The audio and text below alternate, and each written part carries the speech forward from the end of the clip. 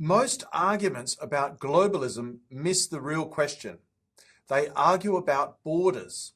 They argue about sovereignty. They argue about whether nations should cooperate at all.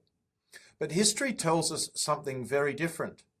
Germany, Italy, the United States, and Australia, all of them exist because smaller political units chose, or in some cases were compelled, to unite. And today, almost nobody questions their legitimacy. So the real question isn't whether cooperation is possible. It's when cooperation stops being legitimate and starts being experienced as globalism. And once you see the pattern, you start to realize this isn't just a Western story.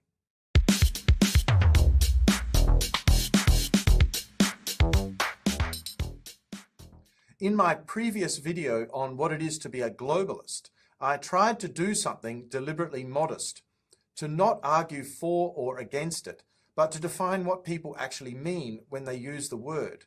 What I didn't anticipate was what happened next. The comments quickly turned into a kind of public open sourcing exercise. Viewers offered definitions, historical examples, and critiques. Some focused on the responsibility of citizens to the nation state. Others raised monetary systems, trade, and industrial decline, and even the work of E.F. Schumacher and the problem of scale itself. This video is a direct follow-on from that discussion, though the work of Schumacher will be its own video in the future. The nature of the questions, by consequence, asks a much more precise question. When does cooperation stop being legitimate and start being experienced as globalism? Here is a sentence I believe best summarizes what emerged from those viewer conversations. It is that political unity becomes globalist when authority expands faster than democratic consent, institutional capacity, and shared identity. That sentence is not ideological, it's descriptive, and it immediately reframes the debate away from borders and slogans and toward something far more fundamental, and that is legitimacy. One of the most common mistakes in debates about globalism is the assumption that larger political units are inherently illegitimate. History simply doesn't support that. In fact, the modern nation-state itself is usually the result of political aggregation, smaller entities coming together for concrete reasons, be that trade, security, administration, or shared identity. What matters is why unity occurred and also how authority was built. Take the example of Germany. For centuries, Germany was not a nation-state at all, but a loose collection of kingdoms, duchies, and city-states. What began to bind them together was not ideology, but actually commerce. The Zollverein, a customs union established in the early 19th century, removed internal trade barriers and created a shared economic space long before there was political unification. Trade integration came first. Political authority followed. By the time sovereignty was consolidated, economic interdependence and administrative coordination were already real. Today, almost nobody questions the legitimacy of Germany as a nation, precisely because authority did not arrive ahead of functional unity. Now consider Italy. Italy's path was very different, though it happened, like Germany, mostly in the 19th century. Here, the driver was not trade, but it was identity, a romantic and cultural idea of a united Italy that preceded formal institutions. Figures like Count Camillo Cavour helped to translate the idea into political reality.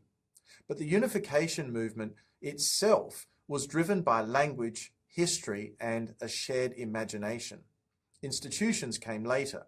Authority followed identity, and again, despite the complexity of that process, modern Italy's legitimacy as a nation is rarely questioned today. The case of the United States shows yet another pathway. Here, political unity emerged from a mix of security concerns, economic coordination, and explicit constitutional debate. The federal system was designed to balance central authority with state sovereignty, including fierce arguments over taxation, money, and representation. That system was not frictionless. It was violently tested in the Civil War, but legitimacy was forged through conflict, then consent and institutional design. Constitutional settlement, however, did not resolve the status of Indigenous peoples, illustrating that political legitimacy can be consolidated internally while remaining contested at the margins.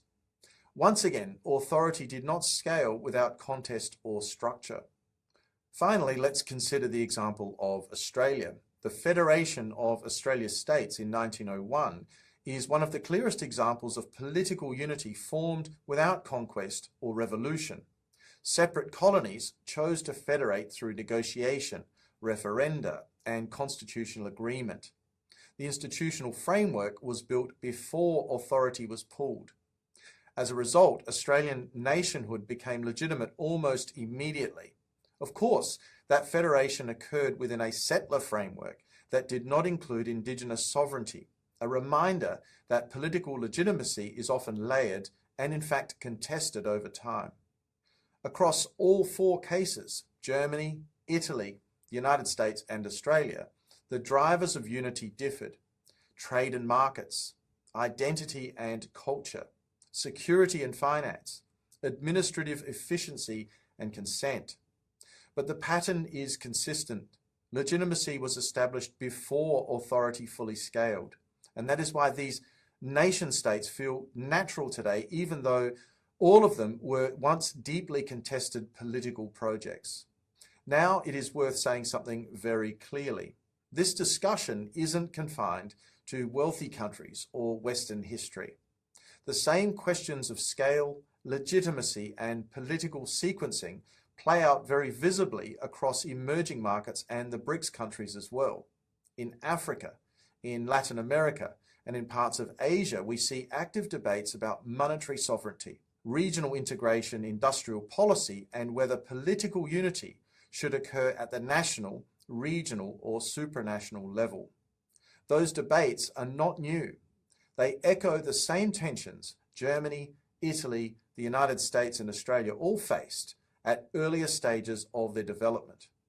The difference is that today, authority, markets, and institutions can move much faster, and that changes the risk profile.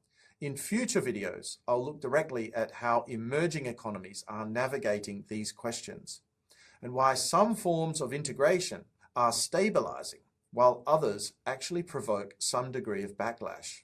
This brings us back to the present, and to the concerns raised in the viewer comments. Many modern systems expand authority without clear democratic consent. Monetary integration constrains national policy. Trade regimes reshape domestic economies faster than political systems can adapt. Institutions become distant, abstract, and difficult to influence. The issue is not cooperation itself. It is that authority is scaling faster than legitimacy. And when that happens, people don't experience the process as unity. They can experience it as imposition, and then they may label it as globalism. So the real question is not whether nations should cooperate or not. They always have, and they always will. The real question is whether political authority expands at a pace that democratic consent, institutional capacity, and shared identity can sustain. If it doesn't, backlash is not irrational. It is political gravity reasserting itself. That is why globalism in practice is not about borders. It is about authority outrunning legitimacy.